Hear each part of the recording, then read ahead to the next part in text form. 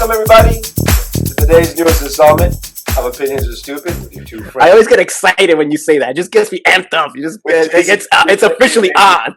He gets pumped, people. Pumped! Woo! He always gets excited. I had so much fun doing this stupid show that nobody watches. So much freaking fun. This is the beginning. This is like it's like a newborn baby. You're just taking his baby steps. The newborn So baby. cute. We've been doing this for like 14 weeks now. Yeah, it's ready to pop. We're on that verge of popping. Here we go. Seltzer brought to you by our fine friends at Hoffman, my friends. Nice. Anybody who actually knows what the fuck I'm talking about will remember Hoffman from a couple of there was a show on at 9 o'clock at like late at night. I forget his name, but he used to come on and he used to always talk about the fine people at Hoffman, there's a couple. White Rock. Remember White Rock? White Rock, yes. Those things. This is going back. This is New York garbage. Trust me, guys. You don't believe. RC Cola back in the day. RC Cola, which is around. You gotta find it. Still around, yeah. Yeah, it's still around. Cherry Ice RC Cola was some of the best cherry colas you could ever have. RC Cola was awesome, but because it didn't have that. You know how Coke has that bite. Coke has that shitty bite, right? Yeah. Your throat's like biting your face. And that's why people like Pepsi, because it's sweeter. Ew. No, but RC wasn't sweeter, but it didn't have that shitty bite. And then you put cherry on it, and it completely changed the flavor of the soda. Really, actually, pretty cool. Yeah, that's so good stuff. now that we have that out of the way, let's talk about it. That's done. Sponsors are done. Let's talk about what happened. So we could talk politics, but I think we should talk sports because right now we're in the middle of Dominicans playing music loudly. Yeah. Who knew? Who knew? Yeah, right. We're in the middle of disjointed sports contests. We have the NBA playoffs that are happening now, and both the Knicks and the Nets. Who knew? Speaking of who knew, although I think they were both kind of like doing pretty good beginning of the year, right? So they've been doing pretty well all year long. So not that It's coming to the head because the Knicks are down 3-1, and the Nets are up. So it looks like they all advance, like everybody. The Knicks. The Knicks are down 3 games. The Lakers are having issues too, right? People are like mad at the Lakers because it's close. Well, they've had injuries, which doesn't help LeBron. Look, LeBron has been crying for the whole season. Like he's one of these guys that you either love him or hate him. And I've always been in the fence, but I'm kind of starting to hate him more and more, just because he just stop complaining. Just play. Like you have this God-given gift. You should be dominating. Stop complaining so much. Just play the game. Take the team on your shoulders. Show me a little bit of Jordan back in '92 with the Bulls, and just dominate. Just do something instead of like crying all the time. But that's just me. I'm sorry. No, I think you're right to complain. This has been an ongoing thing. I think with players, right? Right. We have an expectation of the game. You know what? There's a movie called Bull Durham that you've never seen. Have you seen? Great. Of course, this is one of the best baseball movies of all time, right? I got shut down, folks. They shut me down. Next to Major League. Major League. But Bull Durham and a game of their own. Those two movies have this particularly important streak in them, right? Flawed people playing baseball, but flawed people loving the game of baseball, right? And the game in itself is the reason why we play. So to express that into basketball or any other game, hockey, whatever, the realization is this: hey, I love playing this game. Not only do I enjoy this game, watching it, but I love playing it. Playing it to me makes me happy. It's not about winning; it's about playing. Right. So having this connection to what's going on in these particular things, and when people complain about it, like even the Buckner thing, right? Everybody's angry at Buckner, yada yada. People make mistakes. The fact is, the Mets won. That's all that matters to me. Right. No, but seriously, the fact is that Buckner's been playing for a long time. And Buckner was a great player before that. Like he was a good offensive force. It happened. He was a great offensive player, right? Yeah.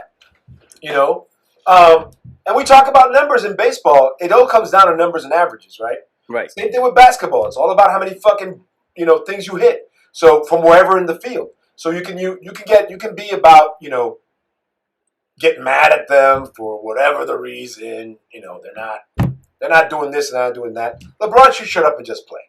Right. And the thing is, at the end of the day, he still gets paid. He still goes home with bags of money, like the shopping bags of money they deliver every week to his house. Right. He has to count just in case. He gets bags of fucking money. Whether he win, lose, or draw, homeboy goes home with cash. But he doesn't have to play anymore if he doesn't want to. I agree. But when we speak about it, and the expectation of how he's upset about it and whatever, I get it. We know Jordan used to be mad when the Bulls didn't do so hot. And speaking for that particular Last Dance on Netflix, speaking for Jordan's particular, Ewing, U2, and all those other players, and all those and tons of players. LeBron's never been a quiet guy. Right. And I give him credit for that. I'll be honest. I'll give him credit for standing up. He understands the power that he has. He understands the platform that he has, and he uses it to his advantage. And I appreciate that, because when you have that type of platform, when you're known all over the world, your voice resonates and means something. So he should, say something. So I appreciate that aspect, because Jordan never took a stand on anything. Jordan was all about, I'm here to play. I'm going to keep my mouth shut, forget politics. And he just, played it like, right down the middle. Except for that time when they went after for the Nike shoes. Remember when they were like, what do you say about these children making your shoes? I'm like, talk to Nike. I don't fucking make the shoes. Right. Which I was like, fuck, that's the most perfect fuck you. So it's like, I don't fucking know. They just paying me to be a face on this motherfucker. Go talk to Nike about that shit. Children, eh? Children, you say? Children, when they were having that big race in North Carolina, he was like, hey, Republicans buy Nikes too, remember? Like, he never wanted to take a stance. No. And at the time, it was a different world, so, I could understand why he wouldn't. But knowing where LeBron is now and where social media is now, I appreciate that he takes that aspect and to that next level. But at the same time, you're playing in a playoff series. Take the team on your back, score 50 points tonight, and let's put this to rest. Like, that's just the way I look at it. Like, that's the capabilities you have. Do it. Instead of, like, blaming the refs or blaming playing games, and just stop it. Just stop. Blaming the refs. Look, man, the refs are going to make mistakes, too. Here's the thing. When it doesn't work for you, that sucks. When it works for you, well, right. So I'm good to fucking talk about shit like that, right? Who am I? But the point is true. It's like we as fans, we have skin in the game, even if we don't have money in it. You know what I mean? Because it's bragging rights, it's all kinds of shit. And as Mets fans, we know. You're a Met fan. We never brag. We don't brag because we have nothing to brag about. We can every once in a while. But as Mets fans, we got to take it on the chin every once in a while and be okay with it. Same thing with I'm sorry for you Yankee fans out there right now. Not. You know what? Fuck you. Now, that being said, what do you think of all these, fans spitting at people and trying to run on the field? The other day, got tackled by like the guards and stuff. Like, it seems like we're hitting this point in society where people are just like, I'm gonna do whatever I want, screw everybody, and I don't care what. It's because of Trump. That's basically what happened. Trump can say whatever he wants. I can do whatever I want. There was a lady that got drunk on a plane this weekend. She went crazy. And she got punched she punched the flight attendant in the face, and somebody videotaped it, which is great. Why don't you put down the video and help this lady? I don't understand that shit. But some guy got up and said, no! So the big black guy was like, no, sit down! Put on your seatbelt! And she did it. And the flight attendant was like bleeding from her face. It's like, come on. Right. I know. That shit's gotta stop. I don't know where that shit's coming from. And like people get into fights in airports, like, what? What? Like, what happened? Running on the field and getting tackled is what should happen all the time. I think they should also get tased. How about that? and they're already a security risk. I don't know what this guy's doing. Doing a federal crime 36,000 feet above, in the air, that has a lot of more consequences that people don't realize. It's not, it's a little bit different. It's like the lady that was mad at some dude while she was waiting for the plane to embark, like people to embark on a plane, and she asked for the airport's manager. Get the fuck out of here!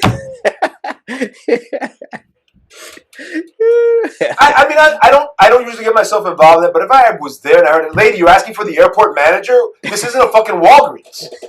The fuck's wrong with you? They're not right down the hall. They can just come back. I'm saying though, it's like, get the airport manager. I have to logic him. Shut the fuck up.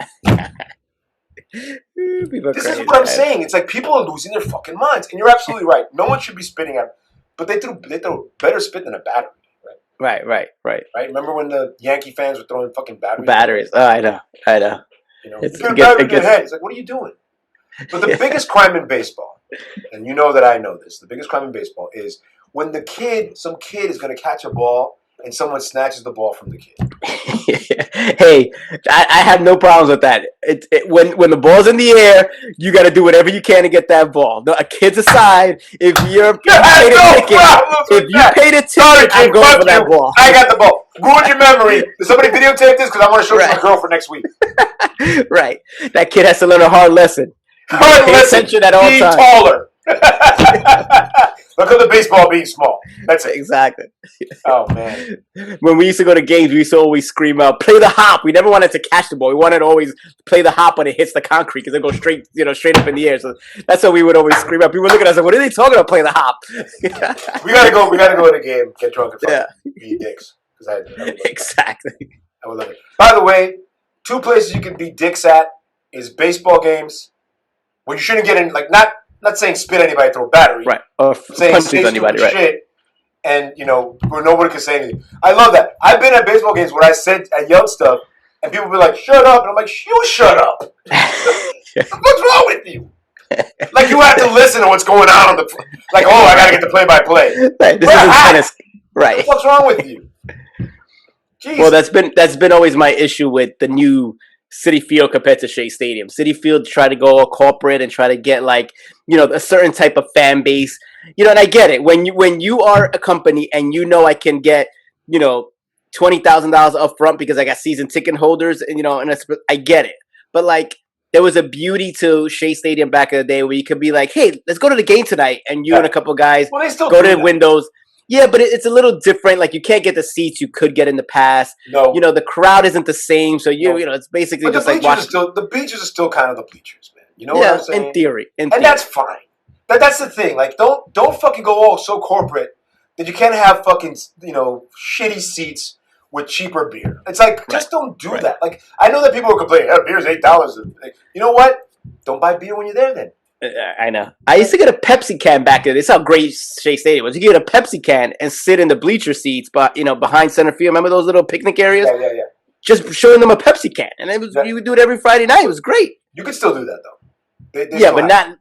But that's like $5 it was every Friday night back in the day. Yeah, it's $5 in a Pepsi can. By the way, that's coming back. Here's what I think is going to happen, because these assholes are finally going to pay for this shit, because they don't pay for it. By the way, just so you guys know, hey, folks out there, just so you understand how baseball stadiums get made, the teams don't pay for shit. Right. Baseball stadiums are paid by the municipalities that decide to build them using bonds. Right. Sell bonds to build that because they know they can't tax people. So the municipalities sell bonds and build these giant stadiums. And Major League Baseball and the teams pay for nothing. Right. Usually. Then they got like Citibank put its money in it. What's the Yankee one? Yeah, they still call it Yankee Stadium, but they have but it's they do have corporate. Right. They have corporate sponsors, but they have sponsors, right? But it's presented by, and they pay for that. There's some things that you're never going to change. I don't think that they're not going to rebuild They're not going to rebuild the Red Sox field, right? Fenway. Yeah, they're not going well, they've done upgrades to it where they put those seats up in the Green Monster. Like they kind of slowly they're not going to fucking tear it down and build a new one there. Right. By the way, real estate is the other issue. Real estate in these cities is so fucking expensive. To move, they were talking about moving. By the way, this is an idea that I actually thought if you guys aren't from New York, and it's like ridiculous. They were going to put a landfill out in Queens, build an island just for this for Shea Stadium, for the new Shea Stadium. And then they decided, just tear the old one down, or they found some way to build it next to it. I don't know. But the fact is, they were thinking about a landfill either in the Bronx or Shea Stadium to put this thing on. So, I mean, that's crazy nuts. But it was stuff that people thought about, Right. And the reason why, by the way, the other reason why places like New Jersey do not have baseball teams, not because it's expensive, it's because who cares? Like, remember when the Nets went out to New Jersey and they Yeah, were like yeah. New Jersey Nets, and we were like, yeah, Nets, fuck you. And then they came back to Brooklyn, like, woo, everybody got crazy because it came back to Brooklyn. For 15 years, the Nets were in Jersey, and no one, well, almost 20, and no one gave a fuck. Right. It's true. Just so you know, even It's they were true. great players, they had great players then. Nobody cared. Right. Nobody cared. Although my favorite basketball player was in net though. Yeah. Back in the days, back in the early '90s, Drazen Petrovic. Remember Drazen Petrovic? He was a German guy. He was like John Starks, but could actually shoot and actually score points. That was what's great about it. All energy, all octane. Yep. And then he died on the autobahn. Flew off the autobahn, going 150 miles per hour. Poor guy. He wasn't German. No, but I think he was Polish. I don't think he was. Maybe he was, but he was driving in the autobahn, I believe. Well, he's dead. He's dead now. Always with you, Petrovic. All right, so we did some sports. Then we can slowly move from sports into entertainment, before we hit politics. Unless you want to talk politics, always happy to talk politics. That's entertaining. That's wrestling. That's insulting. Jesus Christ. Maybe we'll sprinkle it in. So I introduced Jason this week to a show that I think he kind of likes a lot. Want to talk about it at all? You didn't watch it anymore. Right. No, I didn't see it because and it wasn't because I didn't want to. Apparently, the missus was seeing it on the down low. She's up to season 2. Oh, I didn't know she was watching it. Well, that's not. So now I have to catch up. It's only season 1. There's only one season. No, but I mean, she finished all the episodes. Is what I'm trying to say. Oh, so you gotta watch it again. Episodes.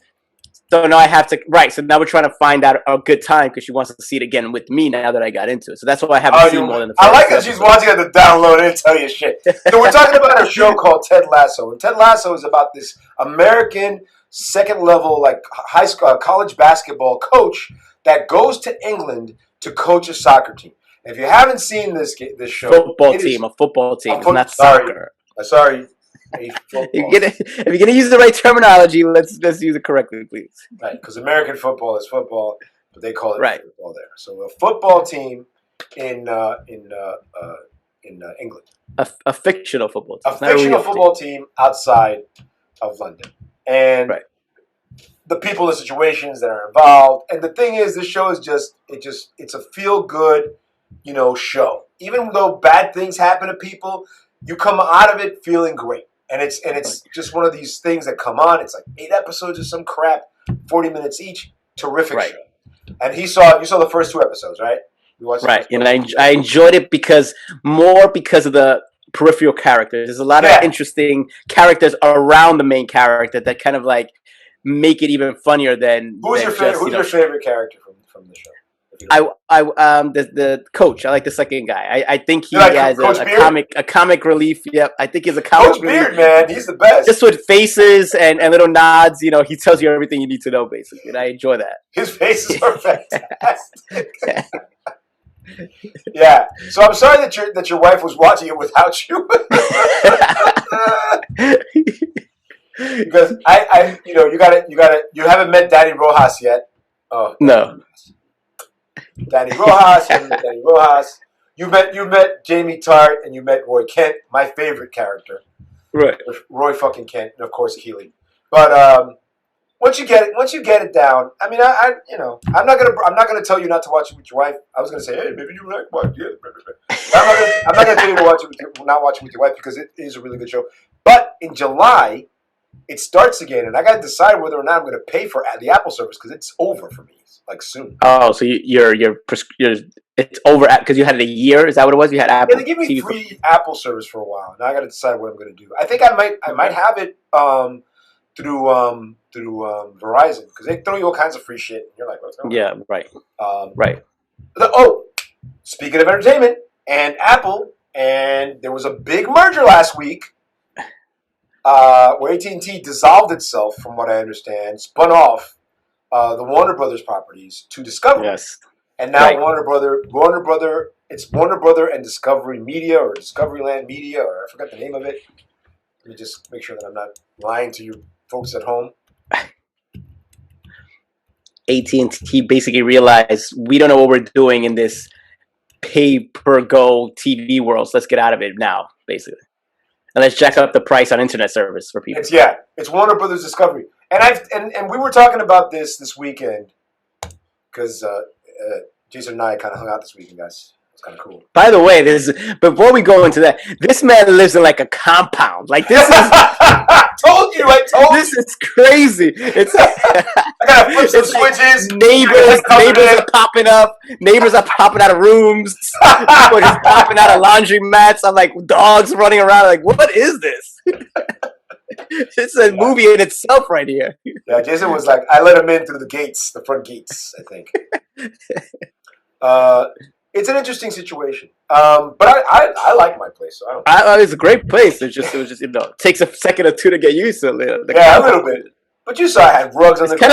It's kind of like Three's Company, just people popping in and out, and Mr. Roper running around.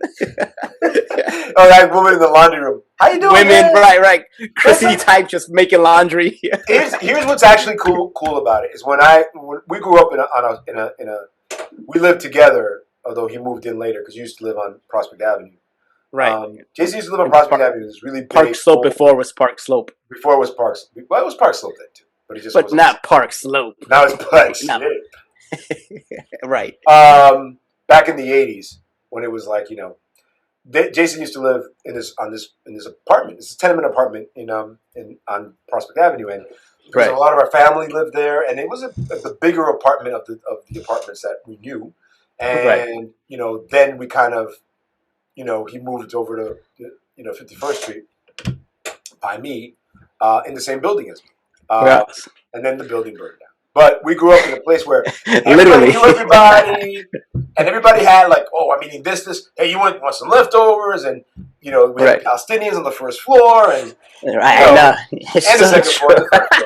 It's true. We ate like Arabic food before it was bold. You know what I'm trying to say? Before that stuff was like into it. And their accent is great. Their Palestinian accent speaking English is fucking the best because they put some in there that's very different from the Jewish people. No offense, they were cool people. They were cool people too. They were cool people, right? Like I think they thought we were funny. Like you know what I'm trying to say? They thought we were the problem. That we were the problem. Like, not that anybody was a problem, folks. Please don't write because I don't care. I'm just saying. No, we're just saying like there was no like. You could tell that because these two cultures were so different. Right. But they're not. That's the thing. They weren't fucking so different. That's the fucking thing. People say, these. They don't want. First of all, no Latino man who has a kid, a daughter, wants her to have sex. Period. At all, ever. Even when she's married. Right. I mean, they can't avoid it then if you want grandkids or whatever. But they don't want their kids to have sex. And the Palestinians are the same, except they wore veils and shit and wore more colorful clothes. They love how your dad used to blast garb. It was kind of cool. They loved how your parents used to blast the merengue coming out. They used to always be looking around, just like, what is that music coming from? But they enjoyed it. They would laugh and their like kids. Play around. They had a lot of kids. It was crazy. Yeah, it was people. There was like a jungle gym in that place. It was. Doors were wide open. Doors were wide open. I would never trade living in that building ever. I agree. I mean, I didn't like. There's like stuff I didn't like about it, like my parents. But other than that. Right. No, but other than that, the building itself there was a lot of fucking cool shit happening in there. Right. There was a lot of people our age, right. Right. Part of the immigrant experience. Like, growing up in Brooklyn, shit was different. I mean, it was cool. Someday I won't write a book, but maybe I'll tell you a story. I mean, I don't know. It's like the stuff that happened was interesting. And it was and I've never met someone who lived in Brooklyn who didn't have an interesting experience with a neighbor or, a place or a thing or whatever. It was just. I guess that's why Brooklyn kind of resonates with people. You know what I'm trying to say? Like why it has this allure to it. It's because, yes, Queens is like the melting pot because there's so many different cultures in Queens. But Brooklyn has that kind of like grittiness to it, and a lot of celebrities have come from Brooklyn, so everyone tells those stories. You know what I'm trying to say? And it has this allure, even like around the world, not just like in the United States. Like people kind of know Brooklyn, like Manhattan, but you also know Brooklyn. But there is that thing where it was the reason why it turned into what it was because it was cheaper than fucking living in the Lower East Side. The Lower East Side Right. got really expensive, and the people who used to make pickles, bespoke pickles, moved to fucking Brooklyn. But that being Right. said, I'm not talking about the cool part of Brooklyn. No, I agree. We're talking I agree. about the fucking, the fucking the hood of South, Brooklyn, right?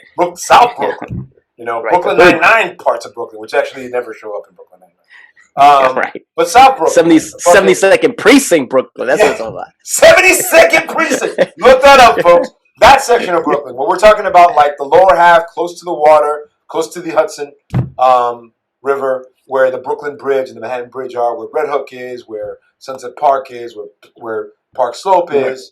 Where it's booming now, but back then it was booming not. now. But when we were kids, it was like hard to get a job. So right. We used to have a White Castle. That shit's gone. The fuck. This was important back in the day. You laugh now. Right. I'll never forget a friend of mine who lives in Jersey, got into this health kick, and he just like was eating nothing but avocados at one point. And he texted me at one point. He's like, "Hey, there's this new restaurant on 36th Street and 3rd Avenue called Avocaderia. Should I go there?" So I'm like, 36th Street, second that. So I said, "Send me this," and he sends it to me, and it's basically like we're like those old condemned, warehouses used to be. They used to be like pop-up strip clubs and stuff back in the day. Oh, pop-up strip clubs! Got a story about that. But go on. They've converted them into restaurants and businesses, and it's called Industry City now. Yeah. Industry City. But when I saw the place, I was like, first of all, this place is like the size of your closet, so there's no point in me. I mean, they make it sound big, big deal in the little ad. But then I was like, plus you don't want to go there. And he was like, why? He goes, that's where the strippers used to get their singles, right on that counter. Like I remember that counter back in the day. You don't want to go there. Remember that? It's so funny. You don't want to go there. Like memories come back. Foxy Dens, folks. Look that shit up. Foxy Dens was a strip club that the strippers would dance. I swear to God, I am not making this up. On a table, on a dance floor made of school tables. You know the school desks that you had, little desks for with the little drawers underneath. grade 4, 3, and 4, because you got bigger desks at 6 and 5 and 6. Those desks, they put 20 of them together and put a pole in the middle of them, which they hang from a chain. It's so true. from the top, and that was a strip club, and you were like, all right. And they sold you drinks, scores. But they didn't have a license to sell you drinks. Right. So the police could come at any moment. Basically. Any moment. That's how you fucking ran it. It was the greatest strip club of all time. They didn't have to say shit. It's like, we're a warehouse space. Okay. Foxy Dens. Oh my God. Take that, scores. That woman doesn't have any teeth. It's okay. Just look at her ass. All right. Look at her teeth. Look at her ass. Who knew? You knew. You know who knew. But now there's a Costco there, so everything's fine. Right. A Costco and a Bed Bath and Beyond. Fuck you. I need some towels. I'm gonna hit both places because you never know. You never know. You never know. Right. You never know. And to make it, there's still a jail right next to it. Like they still have there's a jail like El Chapo. El Chapo was staying there. That's for a while. right. That's the federal fucking penitentiary is right down the block. Holy El Chapo was there. We had the number one drug king. And when we talk about Brooklyn, that's what we're talking about. Not the fucking bespoke pickles. Fuck that guy. Right. We're talking about that. We're talking about where there's Costco, a strip club, and El Chapo right in the same facility. Right next to each other. Oh my God. Can't make it up. Oh my God. And some really good Italian sandwiches on 34th Street between 4th and 5th Avenue. I'm just saying, closer to 4th. But really good Italian sandwiches. Just saying. You want a good sandwich? There you go. 34th Street. Yeah, 34, 34. Right across the street from the cemetery. Greenwood Cemetery. Where I might have stopped by there to... You've done a few little picture moments there. Like, you've had a few photo shoots. It's a great hike. Yeah. You know what I mean? It's a lot of hills. There's a lot of hills. If you want to take a walk, and if you're in Brooklyn and you want to take a hike, and you're not close to any of the parks, but you're close to Greenwood Cemetery, go in there. Because that's all hills and shit, man. You'll be sweating your ass off. And Sunset Park, the actual park, has a great view of the city. If you ever want to just stand there and just hang out. What? And Sunset Park, the actual park, has a great view of the city from there because you're so high up in Brooklyn at that point. You're like at the top of the mountain. It's a very high, and people are insane. So yeah, you get a great view of the city, and maybe a shooting. Never know. Very possible. Is the pool still there? The what? Yes, but I don't think they haven't they don't use it like they used to. It used to be like you had to have swimming classes and stuff like that a few years back. Like I haven't seen that recently in the last couple of years when I've jogged around there and stuff. When I was a kid, it was impossible for me to be allowed to get in that pool, and you too, I think. Yeah. Because somebody lost a baby there or some shit. That was the right. Thing. Somebody had a baby. They boarded a baby in the pool. It's like, so I'm not going to drink the baby water. It's a fucking pool. People piss in the pool. I'm like, yeah. What's your point? And exactly. It's like all of a sudden it's the dirtiest place in the world. I'm like, I think you take it easy. This is comparing that to the Red Hook pool. We used to go like at 2:00 in the morning, jump the fence, take a quick dive, and then like jump out before the cops came. That's crazy. You are dangerous, my friend. Hey, we had nothing else to do. By the way, what he's talking about is Red Hook has this giant fucking park that's like it has a pool. Baseball field, right? Yeah. It has like a dirty field where you can do track, you can run track and shit. That's right. And they never had any money to fix it, like clean it up or whatever, and that's fine. Dirt's okay. But the pool itself was an active pool all summer long. Yeah. And and then they closed the doors at 8 p.m. and at midnight people would jump the fence because there were never any guards or anything. There's just you. Plus, if you're gonna walk down. Right, if you're gonna walk down from fucking 7th Avenue to fucking Red Hook, you might as well jump in the fucking water. Right. Right, exactly. It's so true. It's just a long walk, man. I'm just saying. You gotta cross the Gowanus Expressway. It's like, oh my god. You're for you to make that trek, like your intent, like this is an intention. You just don't just happen to pop up. Yeah, you don't just do it and fuck around. I'm gonna get wet. That's what she said. So. Hey now. So he hasn't seen Ted Lasso and it's very funny. But you did see Army of the Dead, didn't you? I did. I saw it not too long this morning. I finished it. What did you think?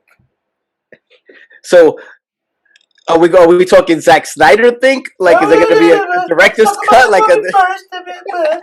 Because there's a very interesting thing about Zack Snyder that I was pushed on. Somebody sent it to me this week that I actually might want to talk about, but I want to hear about your Army of the Dead first. I didn't mind it. I kind of like the premise. You kind of adding like two stories into one, basically, with the robbing the the casino and before they do a nuclear strike, and not to give away any other plot, basically. Oh, I mean, it's like what plot really? There's like 3-4 different stories. There's some things that are intertwining there to try to make it interesting. But it doesn't really make it that interesting. No, that's the thing. That's where I'm going with it. And then what's great is like a friend of mine was like, "Oh, I'm sorry, keep going." No. Just to add to it, like because of that, I felt like they didn't really do much to get to the safe. Like you didn't really fight any zombies. They didn't really like have any cool scenes. Like I watch zombie movies because of cool scenes, right? Like the zombie. Like one thing I give credit for Walking Dead, and it went away from this, is that they used to always find inventive ways of using the zombie. It would pop up in certain situations and whatever. I was hoping that this would have that. Besides that time where they were kind of like trying to creep around there when they were sleeping, like to me there was no other kind of like cool little scene. When it came to it, there was nothing like an interesting take on it. It was very kind of generic. You got to get from point A to point B. They're going to cry, the guy's going to cry to his daughter, the daughter's going to cry to his dad, and, that type of thing. And it's like, all right, I get it. But so there wasn't enough zombie mayhem for my take to the last, a couple minutes of the movie. But by then I didn't kind of care anymore. There wasn't any zombie mayhem? There was zombie mayhem? No, not enough. All right. So here's, I'm gonna break it down for you like you like to say. We'll break it down. The best part of Army of the Dead is the credit sequence. Because that story, I agree. The story where Las Vegas turns into the zombie apocalypse, and what they did to it, right? Was a better fucking story. I would rather see that story. I agree. Because that looked like people were in fucking trouble. You know what I'm saying? Right. Whereas the sneaking in, I mean, come on, the sneaking into Las Vegas to get in and then get to the safe. to take out this money and whatever. To me, I felt that story was kind of like, there was no, It was lame. there was no real, like you said, there was no real thing. Like, oh, zombie tiger, yeah, and Right. what else? What Right. else we got? He didn't really do much. Right. I Zombie agree. otter, maybe zombie antelope. Give me something. No, zombie Right. tiger. Which he has his own. He has his own zombie. There's a zombie tiger scene, folks. It's kind of like a big deal. It's bloody as hell. It's fun, but it's Right. a minute and a half. Yeah. Right. Exactly. And he's right. There is no actual zombie mayhem really until like they do this. There's a scene where they like sneak through the zombie like they have to be very quiet, and there's some corporate hijinks that happens. Right. Right. Right. And then people are in a bad situation or whatever. But there's like two different kinds of zombies. Yeah. Yeah. There's like the regular everyday shucky jivey zombies, and then there's like these alpha zombies that have like a leader. And then what bothered me too was that they set it up in the beginning where they go through like into Las Vegas and they see like the zombies kind of like dead around the floor and stuff, and they're like, oh, you don't want to see when it rains because that's when they kind of like they come back. Yeah, to so life. why are they eating zombies? So why did it? Right? So why make? So let's make it rain. Let's see these guys. Let's make these guys come to life. That's a cool thing to know. And that's right. Why say that and not use it? That's what bothered me. That bothered me too. It's like, and by the way, when does it fucking ever rain in Vegas? For maybe 5 minutes? And if that's the case, if all it does is if raining is the only issue, first of all, why blow up Vegas? Just fucking clean it out. I don't understand. Like I don't understand this. It's like I know, guys in fucking armor. Because they're contained, right? Send in some tanks and just fucking blow it all up. Fucking square it out. Wow, big deal. I have a real issue with bad planning. And this movie had bad planning all over it. And then they were like, oh, you might get sick. And fuck you. If you get sick, kill them. That's it. Come on, people. What is it here? There's a book called World War Z. Have you read the book World War Z? Yes, I saw the movie, right. Right. Well, the movie sucked. The book itself has a basic understanding of what happens, to a world who's overrun with zombies. And they explain how people get overrun. Just like it did here with and this is true because the guy who read it, Max Brooks, Mel Brooks' son. True. Oh, is it? Mel Brooks' son researched how people react to outbreaks, and it's always poorly. Like, right, of course. Situation. I mean, we just saw what happened. It's happening in India right now. Right. They don't like governments do not want to be responsible for the people, so they just act stupid. Right. But specifically it explains it.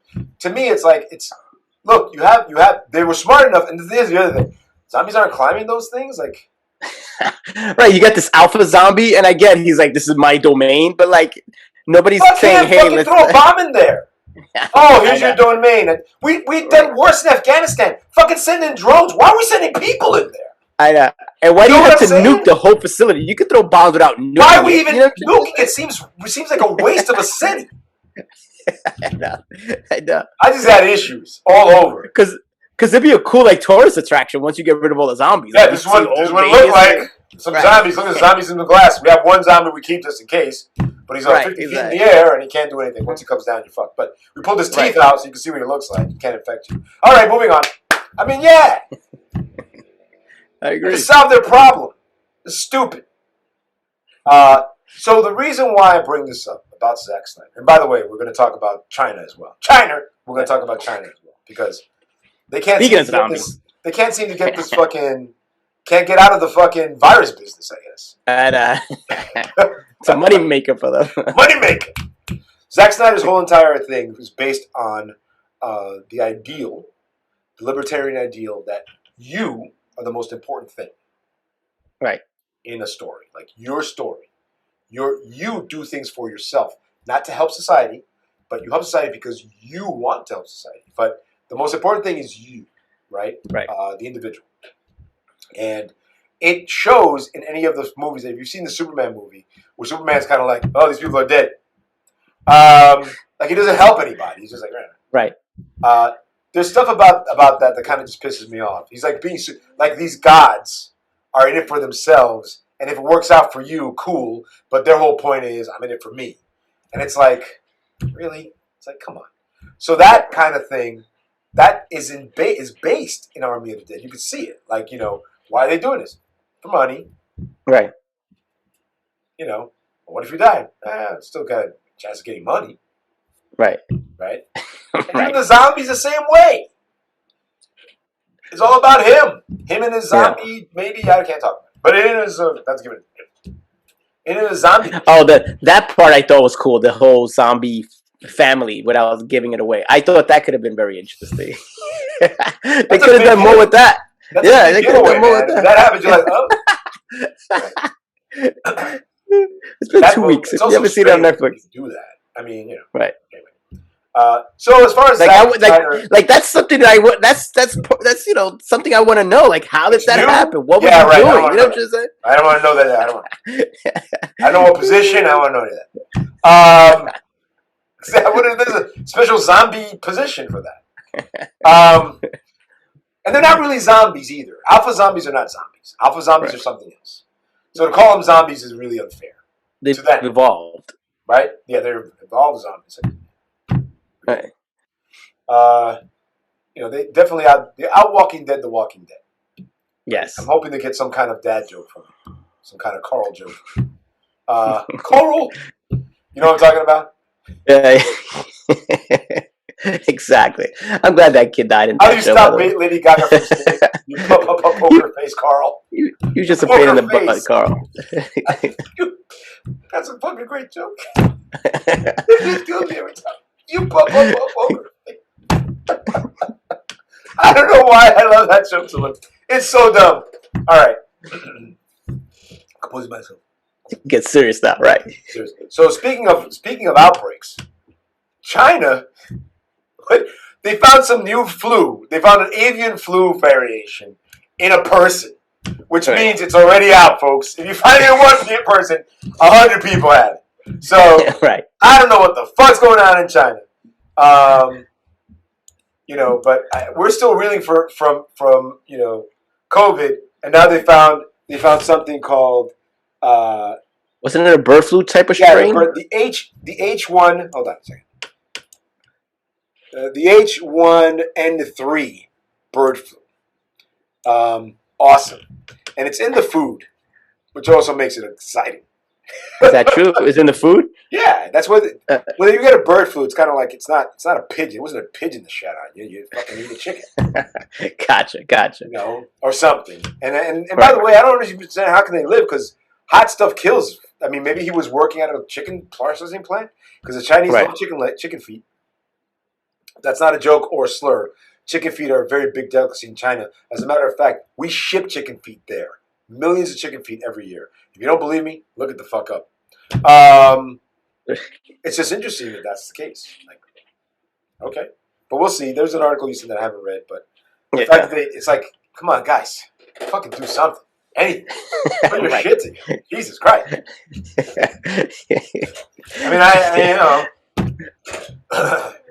They just yell about masks doesn't work again, and how many people got sick from the flu last year with masks not working? It was very. You mean 25,000 people, and how many no masks? Died? Nobody. Right, and this is with masks. We had masks on, and instead of like the 1 million plus or 2 million plus that get the flu every year, 25,000 people got the fucking flu. Right. That's ridiculously small amount of people. Right. I mean, you must have lit the flu to get it at this point. You know what I'm saying? For years growing up in New York City, I would see people on the train with masks, and usually they were like from China or like South Korea, for example. And you never kind of think about it because you're not. They're trained to understand to take this thing seriously. You know what I'm trying to say? Because they live in close quarters. They've had outbreaks. They understand the consequences. We've never really, at least in our generations, have never really experienced this. But now, it makes total sense. When I go on the train, why wouldn't I wear a mask? Yeah, who am I trying to impress on a train? I'm just trying to get from point A to point B. Who cares? You know what I'm trying to say? Right. Like Subway, mask on. From now on. Right. First of all, I don't know if you know this, Jason, but I am in my 50s. So I want to live. I'll put a fucking mask on.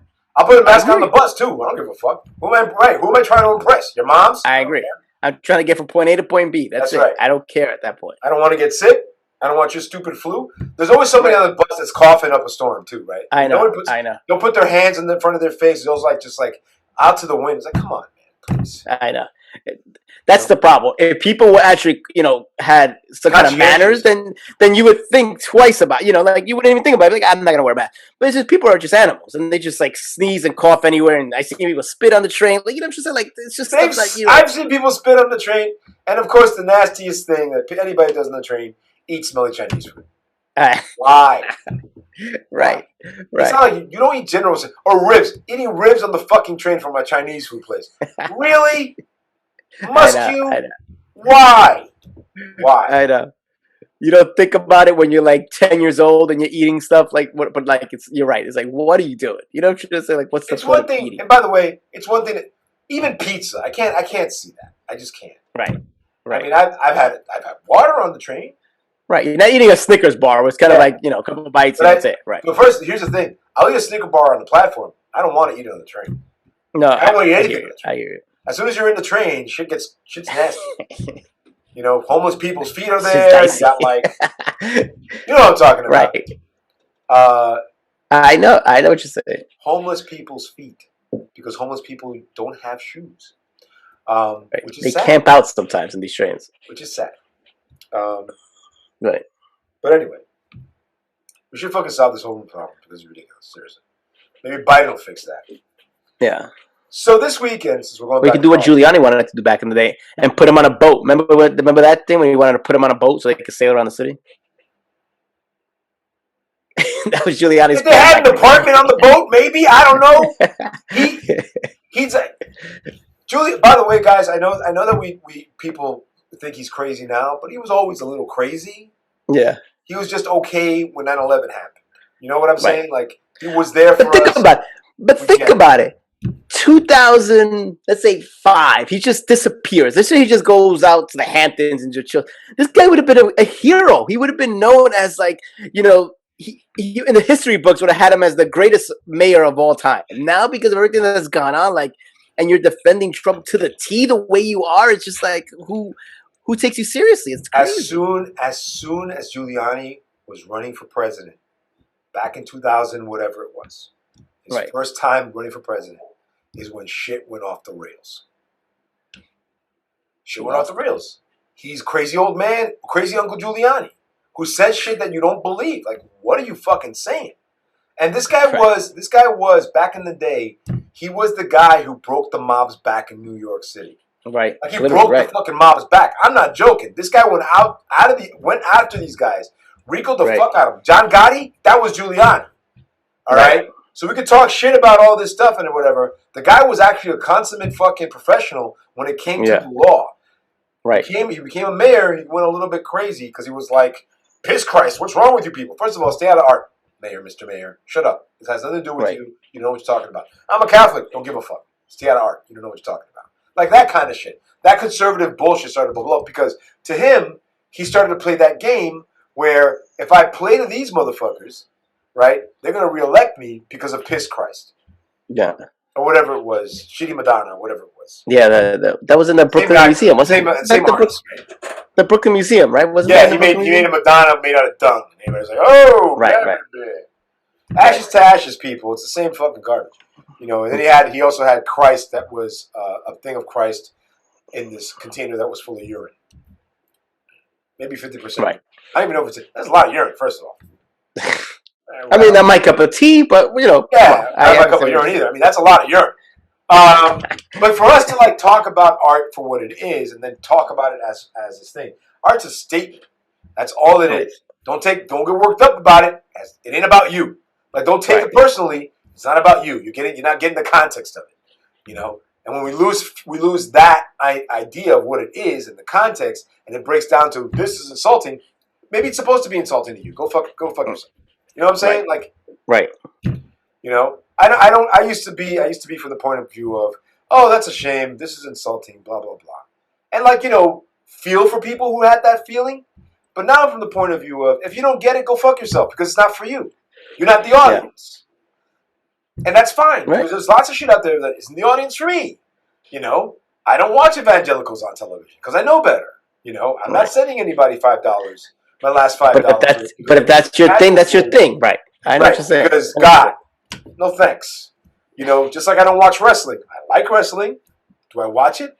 It's 45 minutes of me not needing to do that. Right. You know what I'm saying? You know, I mean, to say, look, they're wonderful athletes, and I like what happens to them when they leave wrestling. Andre the Giant, for example, who kept going back and forth. These guys are interesting people. You know, The Rock. You know, Bautista. These guys are interesting people. It's interesting when they get out. But wrestling itself is full of a lot of like tragedy, and I don't have the time or patience for that. You know. You want a funny wrestling story that I heard? My friend lived in the Tampa area where a lot of wrestlers kind of live, like in Tampa. So he said that yeah, exactly, and it's no tax and stuff like that. So he said that there was a story once where Hulk Hogan was walking around like Publix or something buying stuff. Hey, brother. And Macho Man Randy Savage saw him, right? Hey, Mr. Hogan. So he comes up to him. Hogan didn't see him, and Macho Man gave him a forearm right in the chest and dropped him. And that was his like hello. And they started laughing at each other, but people thought they were fighting, and they were like, "What's going on?" Until he realized there was these two wrestlers like hugging each other out. But that's basically something, brother. That's basically how he said hi. He came running down the aisle and forearm. You know how much his fucking Macho Man runs? He's all shoulders and shit. Oh, could you imagine? By the way, fucking greatest the late 80s, from 1983 to 1989, the best wrestling of all time. That was the best. You had Macho Man Randy Savage. You had Hulk Hogan, Andre the Giant, Hulk Hogan fighting each other. The Ultimate Warrior. Ultimate Warrior. Not my cup of tea, but seriously. Randy Savage talking, and then The Rock. Elizabeth. The only girl on wrestling at the time. I used to love that turn. That turn he used to do. Like he'd be over here like doing this, and then he'd turn around like. Me was it Okerman? Mean Gene Okerman. Yeah. He was like kind of like the Bob Costas. He's like giant over him. He's like, it's great stuff, man. Look it up on YouTube, folks. Trust me, it's awesome. It's gold. Do the math for that.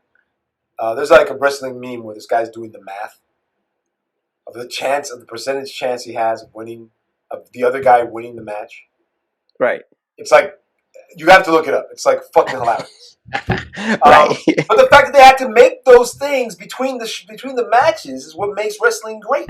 And I know. Again, 45 minutes of my life, I don't want to give up to wrestling. I can do other things. I could read a book or some shit. But the fact that they exist is great.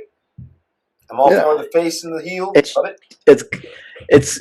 just that kind of entertainment we just kind of don't want to think, and you just let it kind of take over, basically. And plus, when you're a kid, it's like the greatest thing ever, man. It's like superheroes for real. And people jumping over shit and breaking their back. Or, hey, man, Superfly, Jimmy Snuka. Right. I'm going to talk slow. Yeah, Jimmy Snuka is out there going to fight him. Yeah. That's it. That was Jimmy Snuka. Snuka, the Rock's dad's cousin. Right. Another Samoan wrestler, because I guess wrestlers come from Samoa. Yeah. Hey, keep it in the family. Keep it in the family. Superfly, Jimmy Snuka. All right, and Iron Sheik. Yeah. You know, and what's his name with the 2x4. Oh, that's right. We get 2x4 into the ring to hit people with. I was about to say Roddy Piper, but Roddy Piper, yeah. But who was the 2x4? That's right. Look at all the gold, all the jewels, the jewels we got from wrestling. And Roddy Piper was in a zombie apocalypse type movie back in the day. Well, he was in Something Goes to Frogtown, right? And they live. They live. Yeah. Something comes to Frogtown, and they live. They live. They Live is fantastic. Another great John Carpenter movie. Folks, interesting movie. We can only tell you so many times to watch John Carpenter movies. We can only tell you so many times. I'm going to stop talking about it. I can't do it. But let's watch some John Carpenter movies. I'm just saying. Yeah. The Fog. Want to see a good movie with Fog. pirates in it? The Fog. By the way, The Fog feels to me like a Stephen King story. It ain't.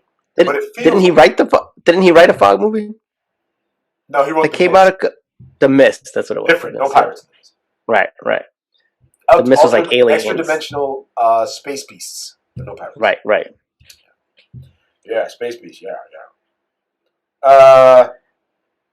Speaking of beasts, I told you quickly. My kid, when I was watching, putting Army of the Dead on, but I was waiting for my kids to go upstairs, and it just happened that they put the Twilight Zone on. Kind of like the coming attraction thing.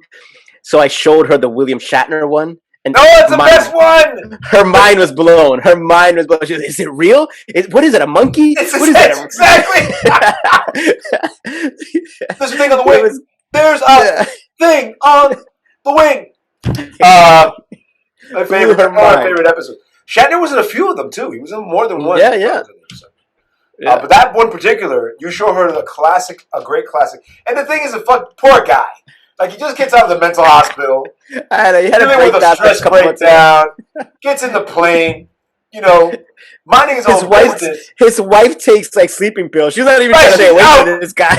He doesn't think about doing the same. Fucking monkey on the wing, tearing apart the wing, loses his shit. No one else sees it. So his daughter's in the Twilight Zone. You guys also saw Cruella, the Cruella movie, didn't you? Cruella? I enjoyed it. It was not bad. Wait. Let's just. Yeah, it had the little. Before we go on, let's not give anything. Some spoilers here, folks, but only because it's ridiculous. No, I'm not giving it away.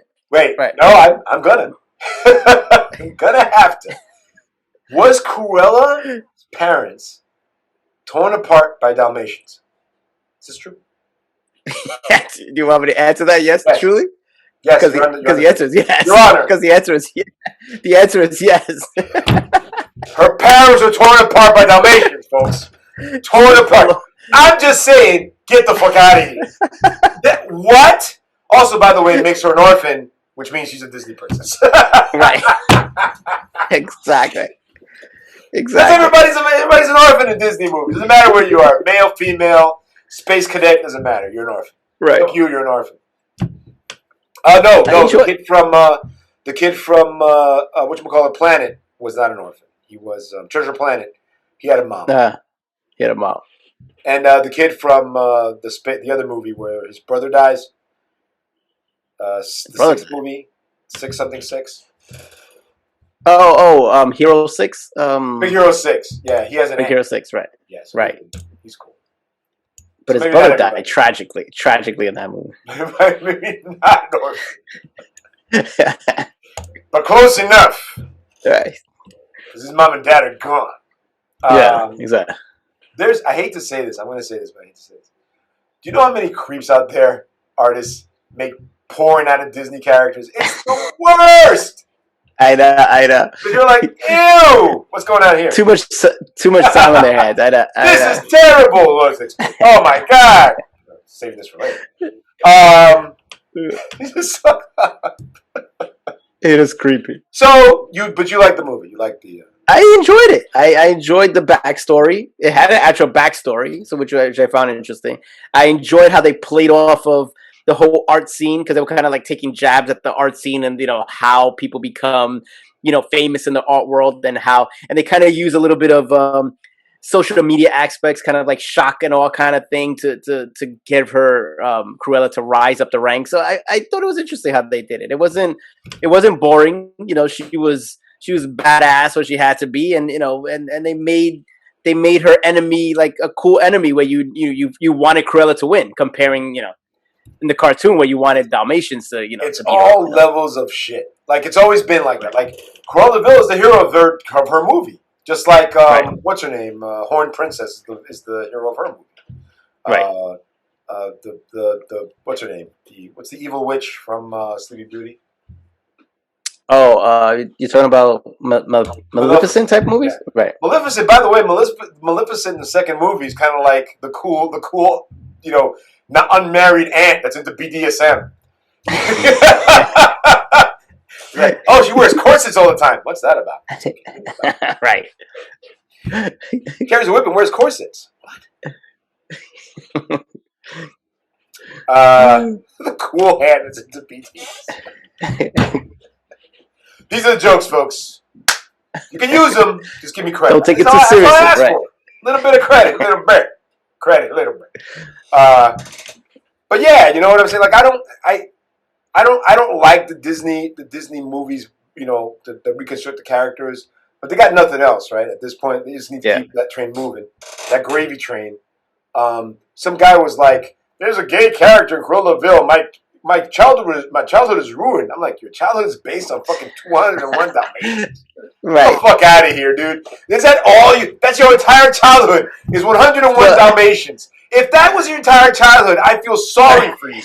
The fuck out of here. Well, they said this too, and they wanted to make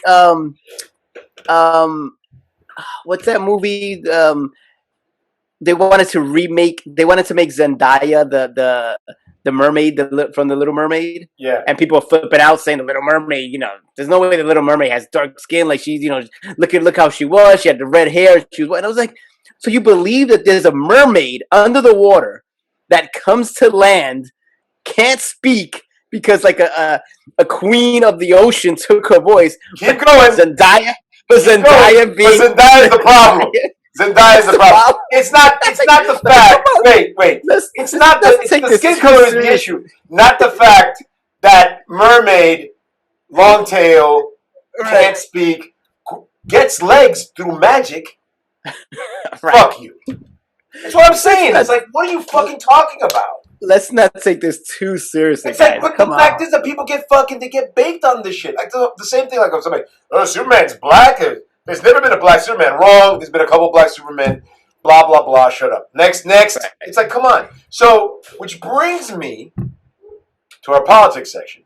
Oh, here we go. Politics time. Dun, dun, dun. A couple things happened this weekend that were kind of ridiculous. One of them was, the first one is Michael, what's his name? Michael Dummy. The guy that wants to, Michael Flynn. Michael Flynn was at some kind of QAnon conference. Like, they have them? What the fuck?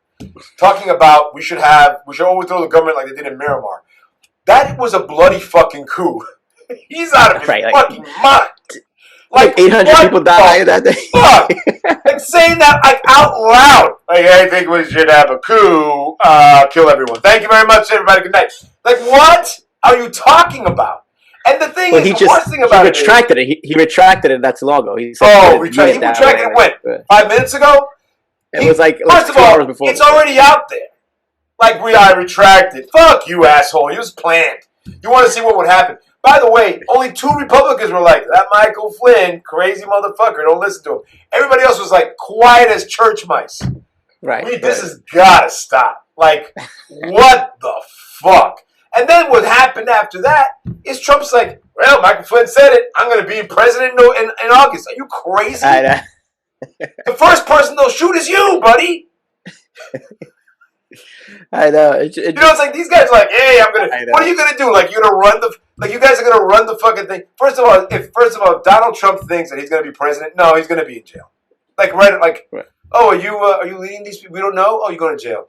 It's not, and just because if I was the FBI, I was like, I don't know. Maybe he's controlling them. I don't know. Like, he's not, because he can't control his going to the bathroom, because that's why you wear pajamas. Giant old people bloomers. But once again, like we talked about, how does he believe that in August he's going to get put back? Even if everything is, let's just say that the voting machines were hacked and it was a big conspiracy. Like, it doesn't just work that way. You just don't come back to become the president. Like, you know, this is what civics blows my mind. Like, don't people understand that there's rules and there's like hierarchy to how this works? You just don't grab an old president that you like and say, hey, no one who believes that Trump should be president, that everything was hacked, is even thinking about what you're talking about right now. Right? You're making sense to me. You're making sense to me. Completely 100%. Right? No one in their right fucking mind believes anything that's happened. Look, all you have to do is ask somebody, how were they hacked? Tell me how they were hacked. Remember, I did my research on YouTube. Shut the fuck up. Right there. You're done. Get out of here. Go. Nope. Get out. Get the fuck out. Right off the bat, if conspiracy theories are, just one. Well, let's say they were right though. Let's say that the boots were hacked, and that means like everyone on that ballot we have exactly all over. Like whoever was the governor, whoever was the mayor, whoever was the senator, like that all has everybody. To change. We gotta vote again. Always. That's the thing. And the thing is, they don't get it. Like people have said that out loud many times. Like that means that the entire vote, that entire voting block is no good. Right. That means that Republicans maybe didn't win. Exactly. We have to vote for it. But that's the thing. They're not thinking that way. They're thinking Trump is the only person. It was all about Trump. And you say my ballot. No, stupid. That's not how it works. That means it. And remember, I was ahead. He keeps saying this. I was ahead until they started counting the ballots that were mailed in. Right. Yeah, no kidding. Right. Those ballots are still votes. Those are still good. They're still good though. No, they're good. Right. Well, there were discrepancies. Okay, what were they? Oh yeah, every single one of these things were thrown out. Shut the fuck up. It's like there was a conspiracy. Here's the thing about conspiracy, folks. Conspiracies mean that there's plans within plans within plans. As a project manager who does project organization for a living, like I've said this before, it's hard to get two people in a room to agree on shit before going to the next phase. That's why I'm the fucking mediator to make that shit happen. Trust me, it's ridiculous. Any large organization, more than 3 people, right? Try to get a cake from Costco for a fucking birthday party. Try to plan a wedding. Fuck you. I agree. I'm not even joking here. This is not a joke. Try to get a. Why do you think people hire wedding planners? Because they can't do shit on their own. They're dumb. People are fucking dumb, and they don't have the time. So when you start talking about conspiracy theories, where there's people organizations that, and don't get me wrong, there are definitely organizations that are out there to steal your children, right, or whatever, or get more young women involved in whatever it happens, or to steal your children and stuff, or get your kids involved in it. But these people are very specifically contained in doing that because the legal ramifications of having that happen are really high. So you have to do a lot to make sure that. Now if you add taking blood out of somebody in there, you know what I'm saying?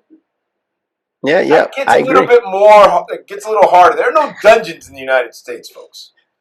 Right. There may be some shitty basements, but you know what I'm saying? Like stuff starts to get a little bit crazy.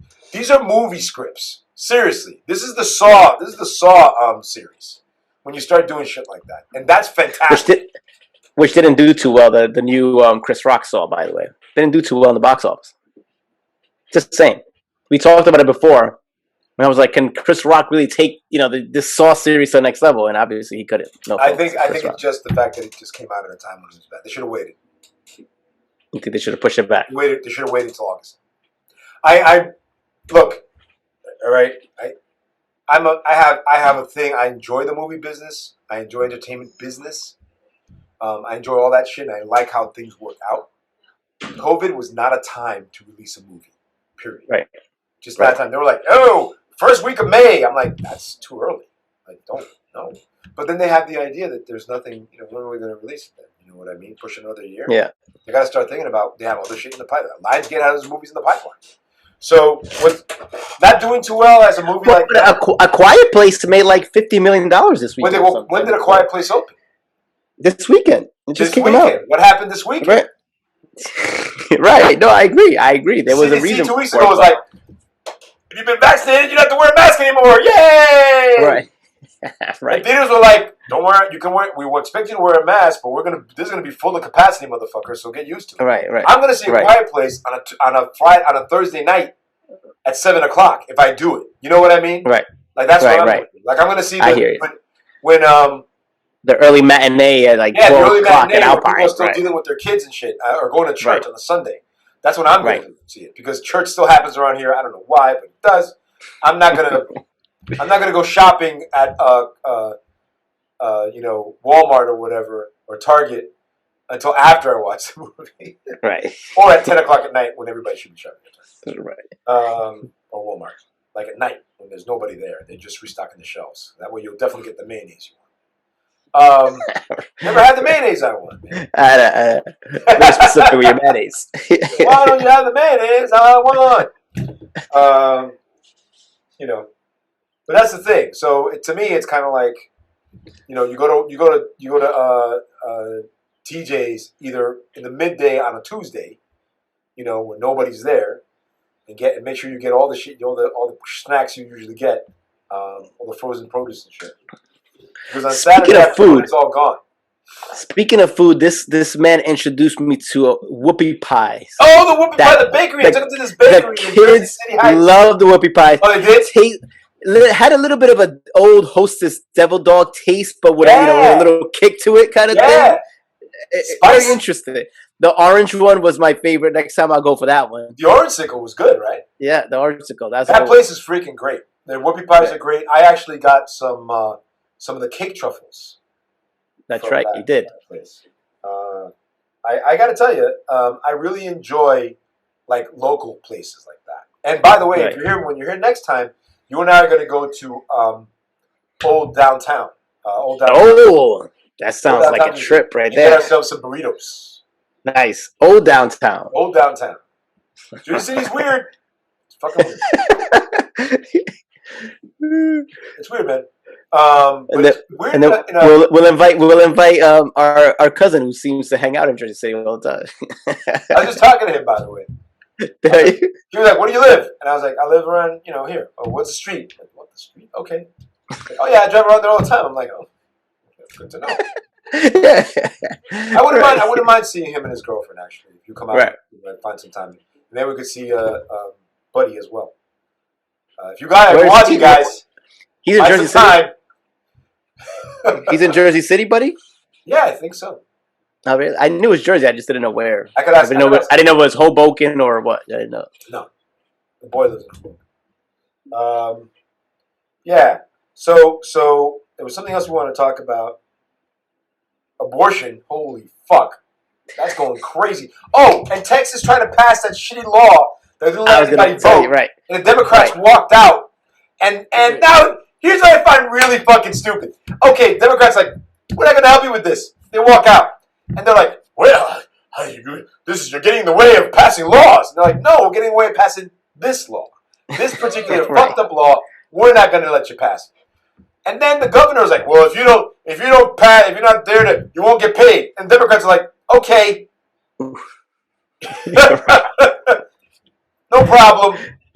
You know what I mean? Like Abbott doesn't understand like what happened. Like Abbott is the governor of Texas, and for some reason, the last governor his only problem was saying stupid shit and having shit blow up. He had a whole town blow up, folks. The last governor of Texas, what's his name? Well, I don't remember because I remember his stupid glasses.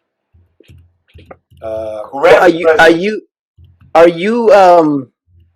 Are you surprised that the Democrats took that step? Because they usually don't go to those levels. They took a page out of the Republican book at that point. It's not a page of the Republican book because the Republicans just cry victim. Rick Perry.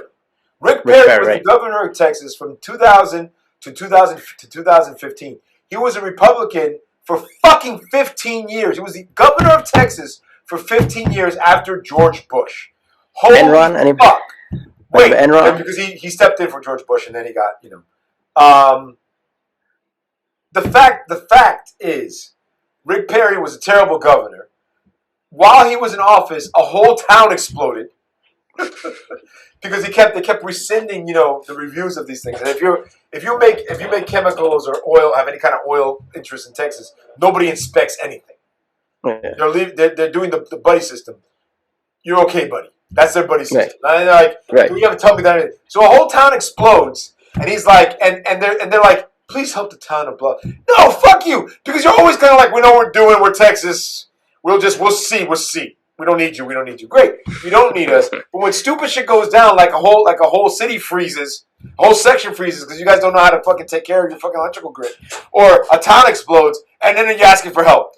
You know, come on, people. How about you fucking pull yourself up by your bootstraps and get your shit together? Just saying.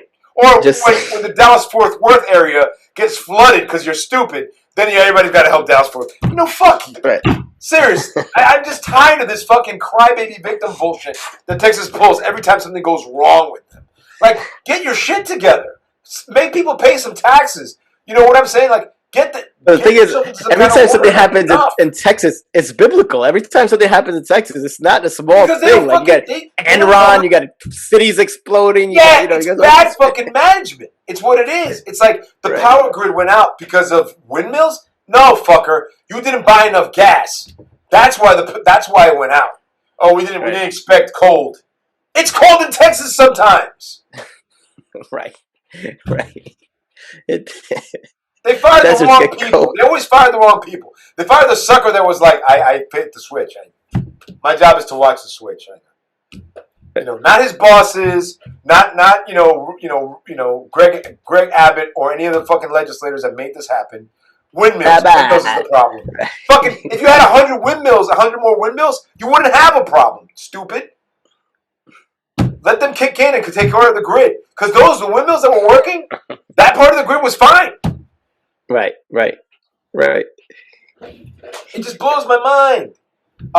So they're trying to pass this shitty bill that would take away voting rights, like, from people. Like, it was, and this is what's happening all over the, they're trying to make it sound like the actual problem was not Trump saying that he got someone, but that somebody tried to steal an election. And what they're trying to do is make it harder for people to vote to stop them from stealing the election. The problem is, though, that their draconian rules is only going to hurt them in the long run. Because old people vote on Tuesday, Tuesday, you can only vote on Tuesday from 9 a.m. to 7:30 p.m. or whatever the fuck it is. They're shortening the amount of time you get to vote. They're shortening the amount of time you can get voting your voting slips in. They're shortening the amount of time you can be registered to vote. All this shit, right? They're going out of their way to make it worse, just like they did. You can't give water to people waiting online. It's like stuff like that. They want long lines because in certain areas like Dallas, Fort Worth, the Fort Worth Metroplex, Austin, places like that where people want to vote blue, they want to make it harder for them to do it. They only want old white people to vote, obviously. And rural sections, give more power to the rural sections, less power to the urban sections, right? Where the bigger population can vote people out. And they have shitty gerrymandering and all this other stuff. But anyway, they walked out and stopped that from happening. They didn't do that in Georgia, but they want these people not to be able to control this. So Biden had a speech yesterday where he said that this is happening, we need to do something. And, Manchin doesn't understand why they didn't want to do this. Republicans didn't step up and wanted to get the truth from the January 6th bipartisan committee. Right. Because after all, Antifa did it. Okay, let's investigate it. We don't need to investigate it. We know that Antifa did it. Like, get the fuck out. By the way, this is the anniversary of Lafayette Square, by the way, today. Which seems like eons ago when you think about everything that happened since then, which is crazy. Because at the time, that was like the big story, but like everything in the Trump administration, like a shelf life because of so many things are constantly happening. Right. Good people on both sides. Right. All I remember him saying that made me fucking go crazy. And remember, when that woman got run over by a car, it was illegal, but now anybody can run anybody over. It seems, which I find really ridiculous. Right. This guy on Facebook, if somebody's standing in front of me, whether they're the KKK or Antifa, and I feel that my safety's at risk, I'm running them over. It's like, that's very American. Maybe take the bus. You know what I'm saying? Like, maybe take a fucking detour. You're gonna run them over because you're feeling unsafe? Cool. Right. This ain't The Purge, buddy. The Purge. Hey, it feels like that sometimes. It's like that fucking. I hate to say it, but the woman that beat up that fucking flight attendant, maybe if she got punched in the face, she would have calmed down, right? Right. I'm gonna sit down now. It took a black guy standing up and yelling at her to make her sit. No offense to black people in general, or this. It's like we really need a guy yelling at you to make you sit down after you punch a flight attendant. Watch the I video. know. It's out there. It's Yeah, it's crazy. It makes me wonder what the fuck's going on. You know, it's like if when New. By the way, folks, when New Yorkers start to wonder why people are being aggro, I know. you know what I'm saying? Like we're in New York here. We see fights break out in the subway every All the 15 time. minutes. Right. You know what I'm right. saying?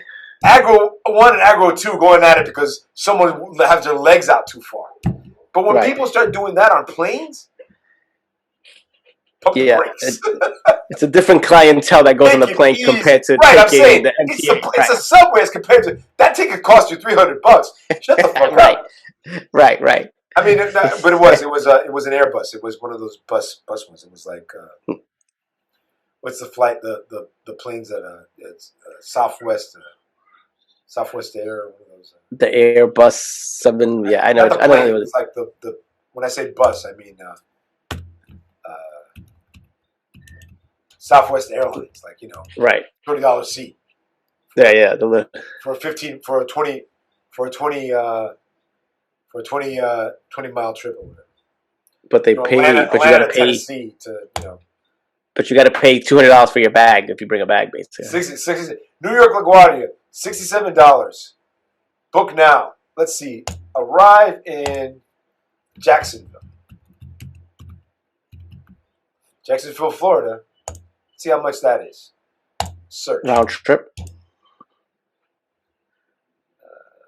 Not round. I would say two. One way. I would say one way. I would say One way. 175. Oh fuck. I'm full of shit. People are flying now. So you know why? Because I'm doing it last minute. That's why. I need to leave a little bit later. So I'm leaving. But they're still raising prices because they know people are starting to fly now. They feel like it's okay, so they're going to start jacking up the price. There's a dog, the downstairs dog. Downstairs dog. Yeah. Part's June. Yeah, like if I leave on the 2nd, if I leave on the 7th, next Monday, and I fly back on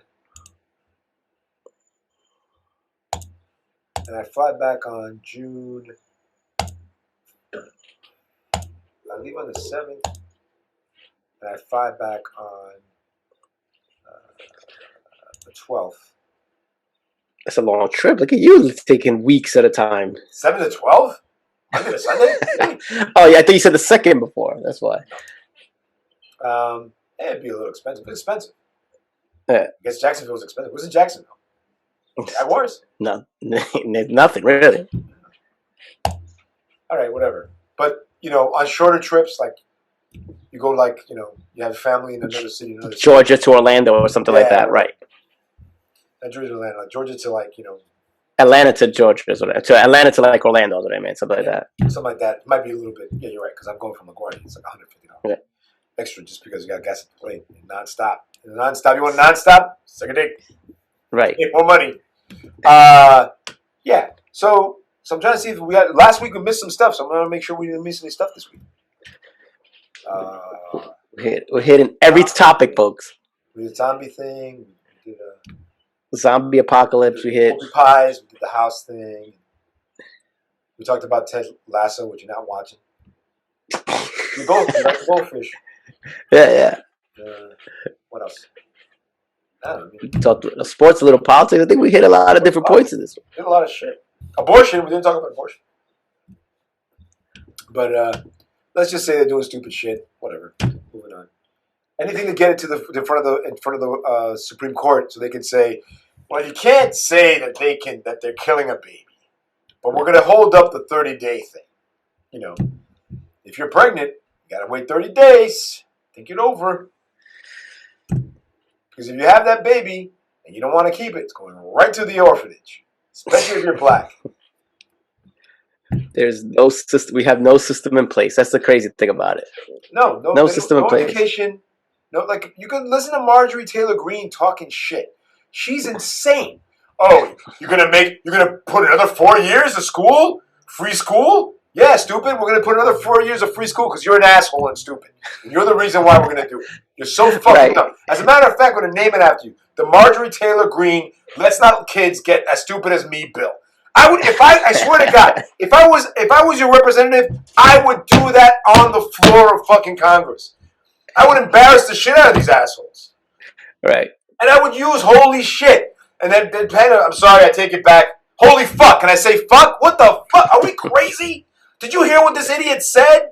Like, I wouldn't have no time for this garbage. Like, I'd be incredibly aggro. You know why? Because people then pay attention. That's what I find really interesting. If you're nice, no one gives a fuck. Really. No one cares. Oh, he's being nice. But if you aggro like Trump, and you're like, Trump can suck my balls, people will be like, wow, he said Trump can suck his balls. I'll be on the front of the fucking New York Post. Hey, and they come after, well, this guy obviously beat his wife. I beat my wife twice. 2 times. And Trump can suck my balls. Done. You know what I'm saying? Like, I don't give a fuck. What are they gonna get stuff on me now? If you could say, hey, overthrow the government, right? If you could say that, seriously, at this point, what difference does it make? I can say whatever the fuck I want. I have never been. Just so I should say, which is an example. For example, because the New York Post is a rag, and you know when they talk about gay people, it's a scandal. But Trump fucking a porn star is okay in their book. Get the fuck out of here. When your wife's pregnant at home, by the way. Oh yeah, no, not pregnant. Just had the baby. Just had the baby. Right. Had to go golf. But then when he says that shit too, like women should be taking care of the baby. I mean, come on. And people are like, what year is this? I know. I'm not gonna. There's something that happened this weekend with people. It's become teams. There's something that happened to people I know, and this happens a lot. And you know, as Latino families, you and I grew up in there. We grew up in a place where, if we can, we'll help out. Hey, Mom, what do you need me to do? You put down something outside. Right. Take the rice out. What do you need me to do? Right. You and I did that because that's how we were brought up. You get involved. You do shit. I brought out the wine. I brought this. I did whatever. There are places where, and I find this hard to believe still, where men do nothing and sit around and talk shit. Now, when I was a kid, that did happen. When I was a kid, fucking 40 years ago, when I was a child, men sat around and drank while the women did shit. When I grew up, I helped. There was no time when I didn't fucking do something. Do a dish. You know what I'm saying? Open up a bottle of wine. To give it to somebody else, you know, get the salad out, like. Right, you what were just. It's true. Is it me? Am I an asshole? What the? Is it? You know what I'm saying? Because I know you help too. It's not like you don't help. And like when kids are running around. When my kids were running around, I would run after my kids. Like I would, you know. Right. I don't want my kid to fucking set fire to something or fuck something up. I'll be there like, hey, what are you doing? You know. You didn't let them jump into. Some kids crying, you find out what's going on. You're not like hiding in the bathroom or talking to other, you know, whatever. Right. It just blows my mind. It's like, what did I know I didn't grow up. I know that my mom taught me better than that. Like, maybe not my dad, but definitely my mom. Like she was like, why don't you help? Like, you know, and maybe as a kid you grow up with it and it changes your point of view, you know, because you don't want your wife or significant other. It doesn't have to be a wife. It could be a husband. It could be whoever your partner is at the time. Whoever the fuck your partner is. Love is love. I don't care. Don't write to me because it doesn't matter. Seriously, don't write to me. A great poet once said, "What is love? Baby, don't hurt me. Don't hurt me no more." Hadaway, coming back around, folks. Coming back around. If you weren't here last week, Hadaway was here last week too. And by the way, that should be a slogan. Right. But like a great poet. You said wise man last time. Yes, right. We didn't figure out what the song of the week is. Was there a song, Cruella? Did they have the Cruella de Vil song? They had a lot of like old kind of 80s songs that they trained, like Tainted Love, those type of songs that they did, you know. Yeah. That they kind of remastered. Yeah, a little bit of those kind of jazz. That one? Enjoy the silence. That's a great one. People. Look at Depeche Mode, man. People are people, so. Depeche Mode. What? No, I'm saying when you start talking about the Depeche Mode, now you're hitting a whole different genre. Like you're getting deep into. Dude, Depeche Mode is the shit. Yeah, no, Own they have some personal good songs. Jesus. Yeah. Can't go wrong with Depeche. No, always hits the spot. Always hit the spot. Put that on, people start dancing. Yeah, it's true. The college party you ever been to? They have Depeche went on. I'm leaving. Break your bottle out and say, "This is bullshit." Right, and Beastie Boys pops up a lot. Oh, From those Beastie artists. Boys! That's the party music right there. Misogyny in the rap song, can't take it out. Had to apologize for all the misogyny. Fucking guy started going. Mike who died. Was it Mike that died? Mike D died, right? Yeah, Mike D. I think it's Mike D. I think it was Mike. Yeah. Dead Beastie Boy. Who died from the Beastie Boys? John Barry. John Barry. Yeah. Original member, not him. Get the fuck out of here. No, the guy that didn't make the cut for the Beastie Boys died. Yeah.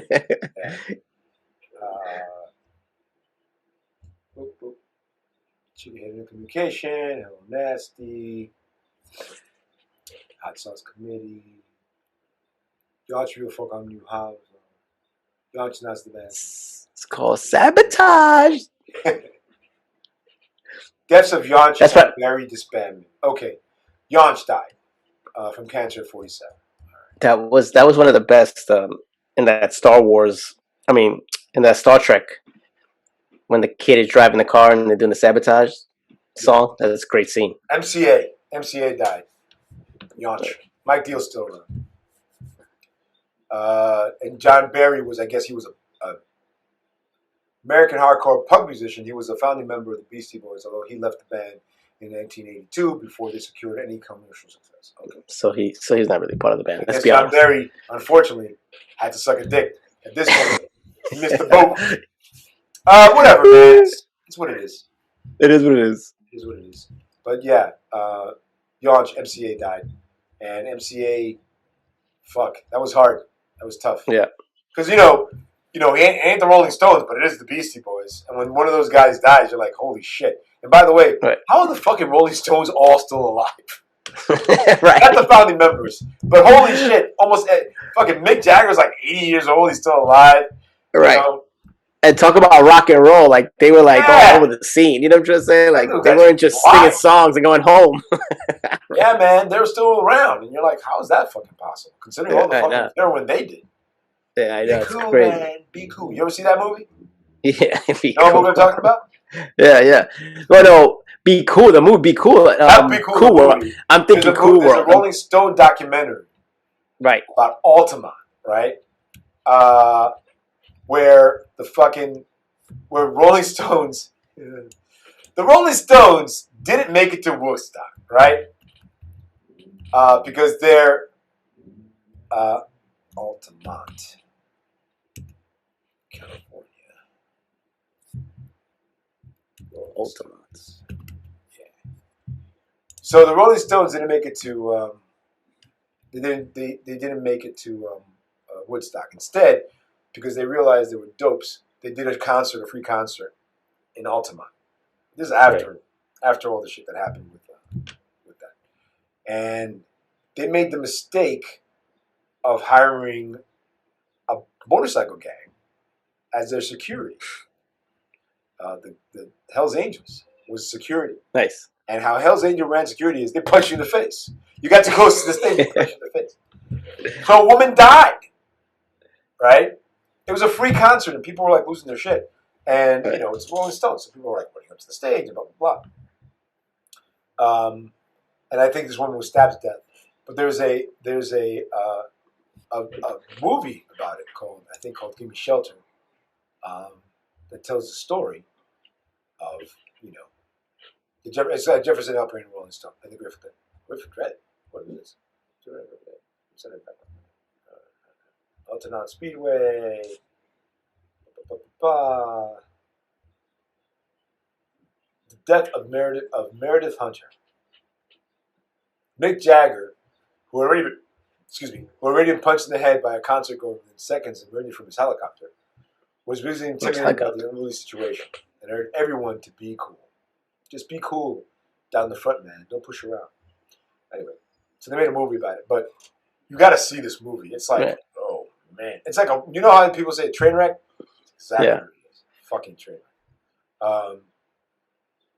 It's not a good situation. Sabotage. Rock and roll, man. It's rock and roll. All right. I think that's it. That's it. Once we broke down the Rolling Stones, it was winding down at that point. We broke down the Rolling Stones, a zombie movie. Zach's point of view as to why he makes his movies, what they're about. We talked about Stupid Texas. Compound. What? Cruella de Vil. Compound you're in. Right. Cruella de Vil. Yeah. Jesus Christ. The Three's Company apartment building you live in. Right. Oh, the one that burned down. We got tons of stories, folks. Full of stories. All right. I think we're done. Oh, always a pleasure. Sabotage! Sabotage! The song of the week. Do not own this song. Do not own this song. Play it on your various things. Classic song from the 90s. I don't own it. Good video too, by the way. Good video if you want to see it.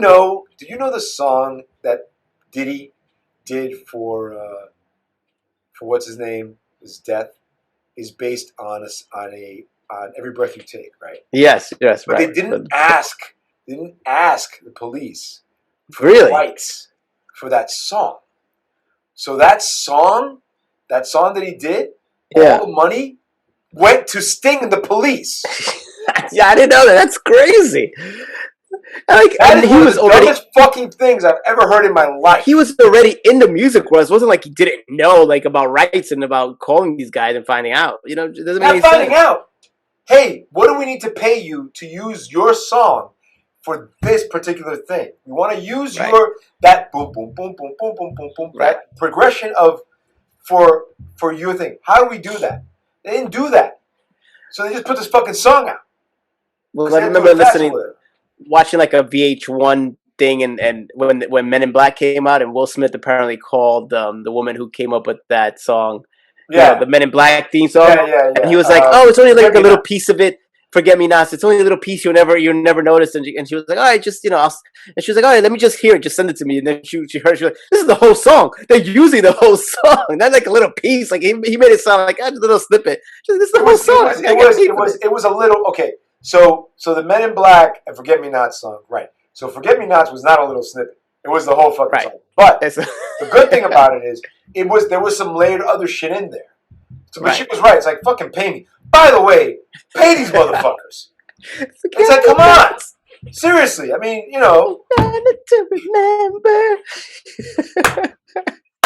It's a good song. Yeah, both versions. Yeah. But the thing is that it makes me happy that P. Diddy doesn't get a dime for that. I know what? And you know what? Not because P. Diddy is an asshole, because he is, but because you're supposed to be this fucking musical genius and you can't get your fucking back end right. Like, come on, bro. Right. I know. That was $1 billion song, right? Like, how much is it costing me? Hey, can we put you in the back end? Can we give you a percentage? Because I mean, we don't have the money up front for this. Let's make a deal where we put it in the back end. Great. Talk to my lawyer. Your lawyer talks to my lawyer. We'll figure it out. Right? But he's in his haste to get it out the door. Right. It doesn't. This makes no sense. I never heard this. I gotta Google this when I get off there. Do it. All you want. Tell you what happened. You know what? When the VH1 the MTV Music Video Awards, when Sting came out, sang "Every Breath You Take" first. Right. Before P. Diddy came out and did this stuff. I remember this because it was also the same year Sabotage came out. The video for Sabotage. Yeah. I'm telling you, great Star Trek. That was a great Star Trek scene when he's driving in the desert. In both movies, actually. Only in the first movie. The third movie, not so much. Hey, nice track. Yeah, well, next time think of something else. Do better. Do better, people. Oh, that's the other thing that happened. J.J. He's best. Abrams last week came out and said, "This is fantastic. You know, maybe we should have planned the sequels. Maybe he said that and planned them out." I'm thinking, you think, dummy? Right. You're fucking genius. Mystery box. That's his whole thing. You know the mystery box. You know about this, right? Yeah. Mr. Mystery box. And he was figure out. Maybe didn't say, "Hey, let's get this one out." But can we get writers together with me and we could write the rest of the sequels? Right. Then we figure out an extension art that makes sense. Something, I don't know. Let's do that. They said, "No, we got it. We got this." Not that he ever said that. But maybe the first thing I would have said is, I'll make all 3 movies in some capacity, but we need to have stories that fucking work for these 3 movies. Otherwise, I'm not doing it. Which is why Finn, and I forget his real name, but why he's upset, because he was like, my character was on a certain trajectory, and then it just stopped. Like, it's like I wasn't even part of the second or third movie at all, basically. He has a lot of points. His character was on a certain trajectory, and it's not that it stopped. They had no fucking clue what to do with it. Yeah, the best thing about the prequel movies, and I know fans are gonna be like, "Yeah, you like women." No, the best thing about the prequel movies is they were charting a different path. There was familiarity in pieces like that, but the path was different. And you know what? If I had a fucking script, I would have filmed them all at the same fucking time. You know what I'm saying? Like I would have been J.J. Abrams for 6 months fucking making these movies.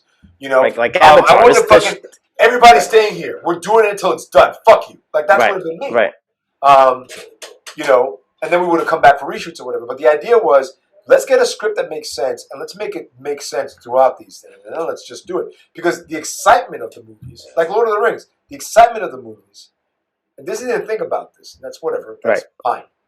The excitement of these movies is having a concurrent thought to these characters. The reason why Lord of the Rings works is because you know in a year you're going to get another Lord of the Rings movie. Right. And the characters are all the characters you saw before. I'm going to be in this one. What's going to happen? We don't know, but this is what's going to happen. Same with the Hobbit movies. The Hobbit movies were all made at the same time. So somebody who lost a year and a half of your life, but you know you had a movie with Lord of the Rings movies, a movie you can call your, you know, say, hey, this is a good movie, right? Right. That'll be seen forever. Unlike the Hobbit movies were terrible, it was a bad idea in the first place. Anyway. Forget me.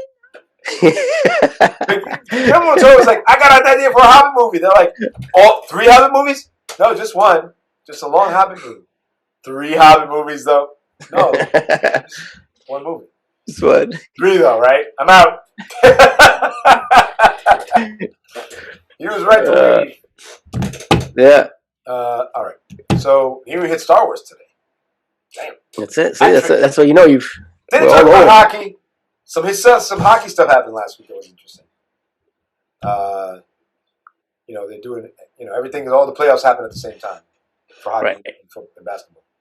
But you know how that is. All right. So we don't talk about hockey.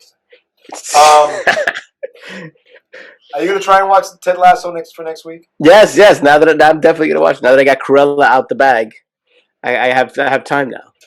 I'm going to probably try to see Quiet Place on Thursday night. Try to get my son to go with me, or maybe Saturday morning early. If I do, I'll let you know. Otherwise, we'll figure out something else. I got some movies to watch this week to catch up with stuff. In other words, we'll see what happens. Anyway, it's fun, folks. Thank you guys very much for being here. It's the best when you watch us. And remember, this week's song. What's this week's song? Sabotage. Enjoy this week's song, folks. I do not own it. Do not write to me. We're the P. Diddy of the internet world. We don't know these things. No. Have a good one.